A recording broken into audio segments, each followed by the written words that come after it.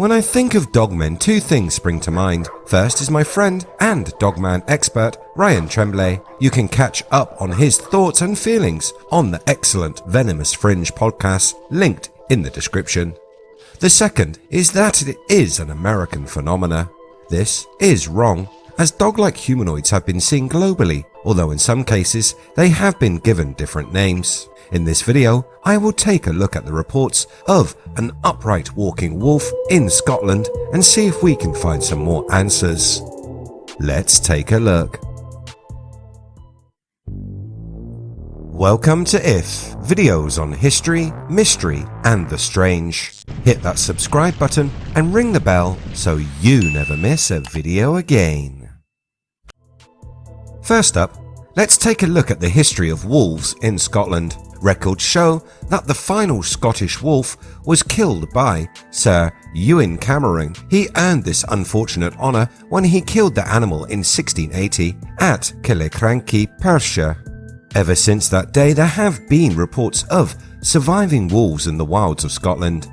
The idea of reintroducing wolves to Scotland has been floated, and in recent years the idea has gained momentum, and with the publicity following the successful reintroduction of the grey wolf to Yellowstone National Park in 1995, people would like to see these animals once again stalking the Highlands. At present, Scottish Natural Heritage have no plans to reintroduce the species. So that would mean if people are seeing wolf-like animals today, we may need to find another explanation. For a long time there have been legends in Scotland of upright wolf beings. Let's start out with the book by folklorist Jessie Margaret Saxby, Shetland Traditional Lore, which was first published in 1933. In this book, the author tells of the stories of a beast known as the Wolver. The Wolver is said to take the form of a man with a wolf's head covered in short brown fur. This appearance may have many thinking werewolf, but unlike werewolves, the Wolver was never a human. The ancient Celts believed that the Wolver was actually an evolved form of wolf. It was said to be symbolic of the in-between stage of man and wolf. These animals made their homes in deep burrows inside of steep hills. The animals were not aggressive until disturbed, and they would happily spend their time away from people fishing. The wolver could be spotted out fishing for its daily meal from a rock dubbed the Wolver's Stane, something that Scots still use to describe a solitary rock standing out of a body water to this day. So by who, where and when has this creature been seen? Let's take a look at the story told by Elliot O'Donnell. O'Donnell met a man named Andrew Warren who told him a strange tale. It went a little like this. I was about 15 years old at the time and had for a number of years been staying with my grandfather, who was an elder in the Church of Scotland. My grandfather had an interest in geology, and he had literally filled the home with fossils from the local pits and caves. One morning, he came home in a state of excitement and then made me go with him to look at some ancient remains he said that he had found at the bottom of a dried-up tarn, a tarn being a lake. Look, he cried out, bending down and pointing at something. Here's a human skeleton with a wolf's head. What do you make of it? I told him that I had no clue, but guessed that it was some kind of monster. Maybe it's a werewolf. He rejoined, that's what it is. A werewolf. This island was once overrun with satyrs and werewolves. Help me carry it into the house, he impatiently ordered. I did as he ordered me to,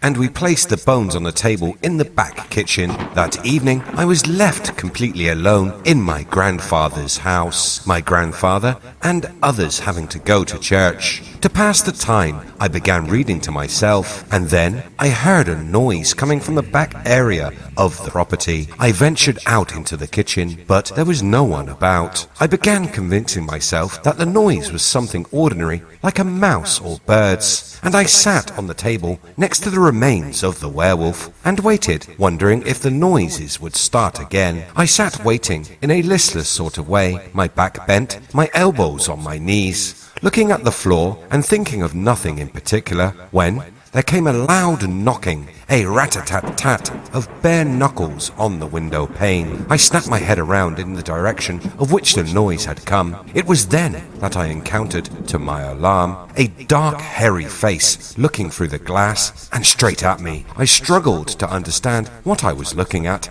until the shadowy head developed into a very perfectly defined wolf head, which led down to a very human-looking body. Being in great shock, my first act was to look in every direction for a possible reflection. There was no light either within or without. Other than that, from the setting sun, there was nothing in the room or outside of the window that could have created this wolf's head in some bizarre illusion. I looked at the scary face and marked each of its features intently.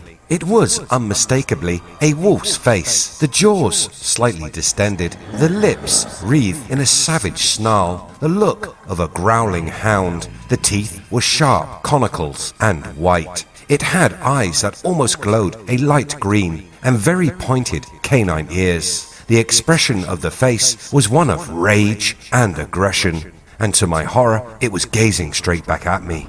This it seemed to notice, for a look of savage exultation crept into its eyes, and it raised one hand, a slender hand like that of a female, but with long, curved nails. It moved its hand menacingly and drew the claws across the glass. Recalling what my grandfather had told me about evil spirits, I crossed myself, but as this had no effect, I really feared that the thing would break the window to get to me. I ran out of the kitchen and shut and locked the door, hiding in the hall till my family returned. My grandfather was much upset when I told him what had happened and attributed my failure to make the spirit depart to want of faith. Had he been there, he assured me, he would soon have got rid of it, but he nevertheless made me help him remove the bones from the kitchen, and we reinterred them in the very spot where we had first found them, and where, for aught I know, to the contrary they still lie. This story is amazing and reads like the plot of a Hollywood werewolf movie, but Warren stood by the tale, saying it was 100% truthful. Could this be the imaginings of a young man who had been fed stories of satyrs and werewolves by his grandfather? Was what looked at him through the window a passing stranger, and in the surprise of hearing noises and seeing something peering through the glass, his imagination filled in the blanks? What about the remains found by the grandfather? Were these a hoax created by a man with a passion for fossils and a good knowledge of local folklore, looking to entertain himself by pranking his grandson? One thing for sure is that at the end of the story, the return of the skeleton to its original resting place draws upon a common theme in traditional folklore and legend. Wolfgang Schlick wrote an interesting article on the Wolver, and in his conclusion raises some great points. Schlick writes that he believes the idea of evolution from wolf to human that is common to the Wolver shows that wolves, no matter how ferocious that they are perceived to be, have several qualities that people admire. Traits of the wolf like their power and connection with nature and loyalty that they show in pack instinct are characteristics we as humans would like to possess. Mankind is after all a social animal like the wolf, and we long for a connection to other humans. The Wolver is a midway point between animal instinct and human reason. Schlick also proposes the idea that diseases like hypertrichosis are the cause of some of these highly documented reports of mysterious wolf-like animals. In a time of superstition and lack of knowledge, someone suffering from this rare disorder may have been forced to the edges of society and become the basis for the legend. What do you think? Is the Wolver a real cryptid dogman type entity? Is it a creature of fantasy used to tell stories on long dark cold Scottish nights? Or do you think there's another explanation? Let me know in the comments below. As always, if you like what I do here on the channel, hit that red button, like and share. You can catch the latest by searching We Are If. Thanks so much for watching. I'll see you next time.